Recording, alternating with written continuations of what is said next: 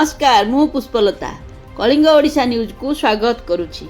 श्री श्री विश्वविद्यालय नाँ आसिला एक सांघातिक अभियोग। कटक बारंग थाना अधीन थिबा श्री श्री विश्वविद्यालय रे डिसेम्बर 2025 मसीहा 4 तारिख रे संदेहजनक भावे मृत्युवरण करिथिबा बालेश्वरर एमबीए छात्र मृत्युंजय वेदांत। नमस्कार मु सुश्री तपस्विनी वेदांत स्वर्गत मृत्युंजय वेदांतर बड़ भौणी जी कि श्री श्री यूनिवर्सिटी कटक रे 4th semester final year student थिला। से तार परिश्रम फल पाठ पढ़ी कि 8.5 लाख पैकेज बालेश्वर डिस्ट्रिक्ट रे 4टा डिस्ट्रिक्ट रु एचआर पोजीशन ले जॉब पाइथिला।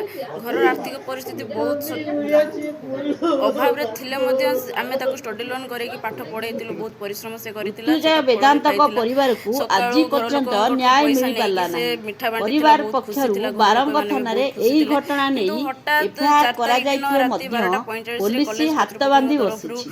आमको फोन आसला जे तुम पुअर देह सीरीयस अच्छी आमे ताको हॉस्पिटल नहीं कि जाऊचु ट्रीटमेंट पई अश्विनी हॉस्पिटल।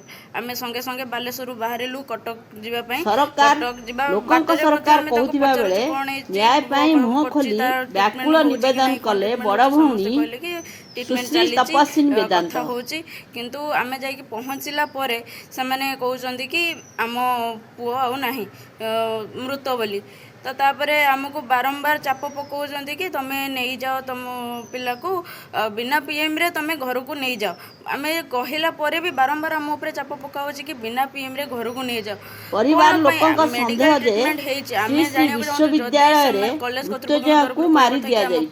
पॉइजन खाइछि तो आमे जानिया चाहू पॉइजन जदी खाई ताले बिना पुलिस इनफॉरमेशन ले से ट्रीटमेंट कले केमिति और जदि ट्रीटमेंट ले कौन प्राइमरी ट्रीटमेंट कराई से सब भी एपर्यंत आमको जणई नाहांती। एते मात्रा चाप पकईथिले कि बिना पीएम रे तमे नहीं जाओ किछि पीएम करबा आवश्यक नाही काहे आमको एमिति चाप पकाउतला। तो से सता सत्य आम एपर्यंत जानि पारुनो। आज को आउ देखिया को बाकी रहिला पुलिस केबे आउ केते दिन मध्य रे एहार सत्यासता खोजी बाहर करी परिवार लोक को चाकरी पाइछि सेलिब्रेट करियो समस्त को कहिछि। किंतु काहे कि से पिला एमिति हठात पॉइजन खाइबो काहे कि आत्महत्या करिवो यार कोनोसी रीजन नाही कि से आत्महत्या करी। तेणु आमको लगुच कि एटा आत्महत्या नुह संदेहजनक मृत्यु जोटा को कि आम सत्य जाना चाहूँ किंतु बहुत लेट हो जाऊे सत्य आम जापारूनु कौन से आड़ू कि आमको तथ्य मिल पारुनी।